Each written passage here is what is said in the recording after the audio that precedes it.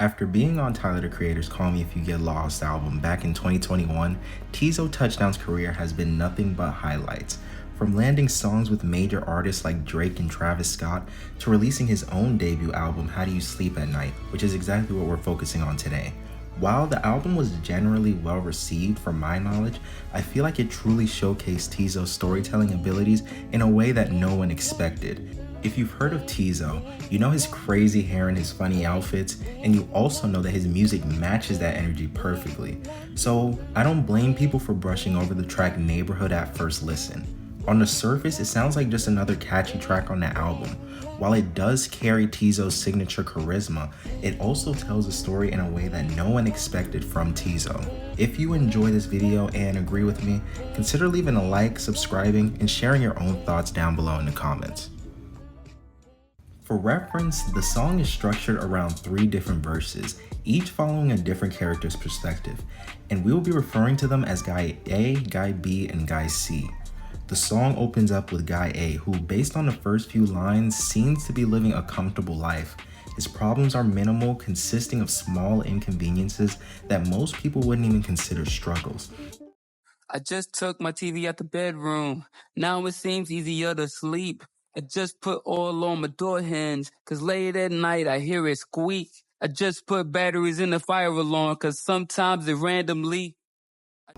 While he's outside picking a peach, however, he waves at his neighbor, who doesn't wave back, but other than that, it sounds like his life is doing pretty amazing. Wave to my neighbor, wonder why my neighbor ain't wave back at me. Off these first lines, you would likely assume that he's probably wealthy and living fairly well. Then, within the next line, there's a knock at the door. At first, Guy A reacts normally, just noticing that he wasn't really expecting company. A knock on my door, who could it be? Cause I'm not expecting company. But literally in the next line, he does a complete 180 and refers to the knock as haunting. Knock on my door is haunting me more, cause what more can they want from me? He starts to become anxious and almost sounds like he's rushing to the door and pleading with whoever it is to give him a second. Neighbor? Oh, 1 second. Neighbor? Just give me a minute, please. Neighbor? Oh, I'll be right there. Neighbor? Oh, hold on. The verse then ends with him saying to himself, I thought I was good, I thought I made it out the hood. This one line completely changes the way we see Guy A's world. At first, it seemed like he was living a peaceful life in a beautiful neighborhood, but now we realize that he's still haunted by something that a simple knock at the door can trigger. Despite the home renovations in the garden, despite everything looking good on the surface, he still feels trapped in the environment he was trying to escape. It's an intriguing way to start the song and an interesting perspective that only makes you wonder where this is going, which brings us to Guy B. Guy B's verse starts with him talking about putting up a gate so his dog can run free, which at first doesn't seem too different from Guy A's home improvement projects. I just put a gate on my yard cause I don't think dogs should be on a leash. But then the details start painting a much different picture. His windows are covered with aluminum foil so he can sleep in later. He has pots scattered around the house catching roof leaks. His dishes haven't been done in a while and he's living off of junk food basically. Where Guy A was trying to make the most of his situation, Guy B was just surviving. Then he has a line about stumbling in and just falling asleep. Based off these first few lines, it almost sounds like he's living in a trap house, but because of the line about stumbling in and falling asleep, I think it's safe to assume that he's probably working a 9 to 5 and is focusing on keeping a roof over his head, leading to him neglecting things like cleanliness, renovations, and home-cooked meals due to a lack of time. Nonetheless, while he's outside, his neighbor waves to him. My neighbor keep waving at me. Can't he tell I don't want to be seen? If you remember Guy A's verse, you'll realize this is the same neighbor who ignored his wave earlier, making Guy A and Guy B neighbors. But despite living side by side, their lives feel drastically different. One is trying to create something positive out of his circumstances, while the other is just trying to survive day by day. Just like Guy A, Guy B receives a knock at the door. At first, Guy B also has a normal reaction, wondering who it could be. A knock on my door, who could it be? But literally within a moment, it's almost like his paranoia takes over. He grabs a gun before answering. grab my 4 before I see. His whole demeanor shifts and it's almost like he's expecting danger. Whoever knocked covered the peephole and Guy B threatens to shoot after a count of 3. Neighbor, oh, give me a second, neighbor. I got something for your ass, neighbor. Oh, you wanna cover the peephole? Neighbor. I'ma count to 3 before I blast. Right before the verse ends, he says to himself, I should eventually move out of the hood.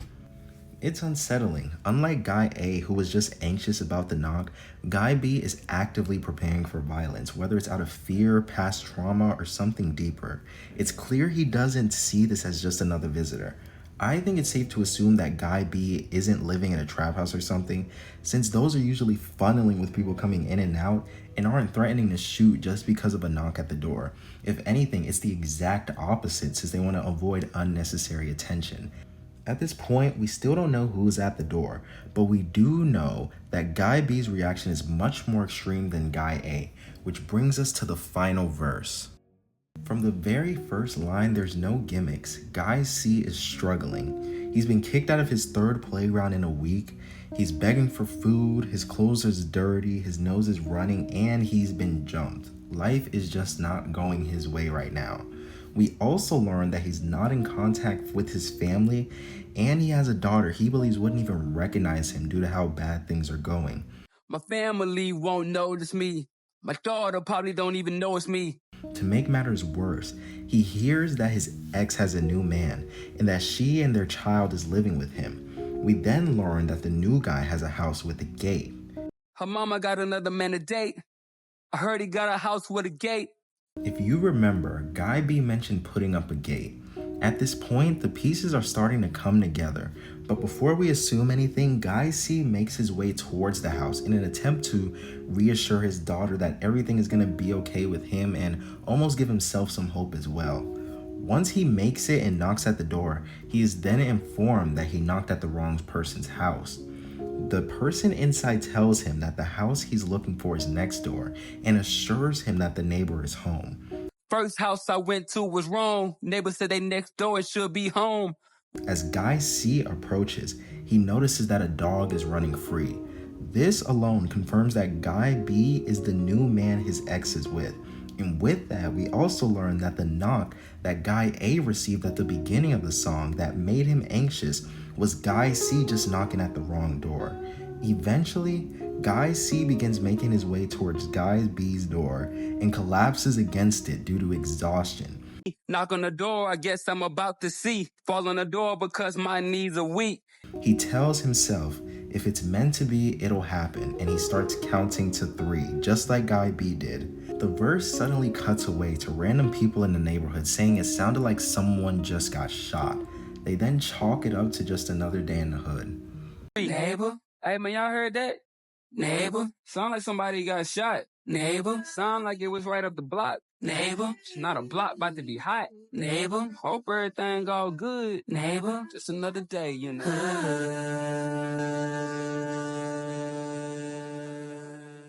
While I feel like one of the main themes of this story is that you don't know what's going on in other people's lives, I think it also showcases how an environment has the power to shape people mentally.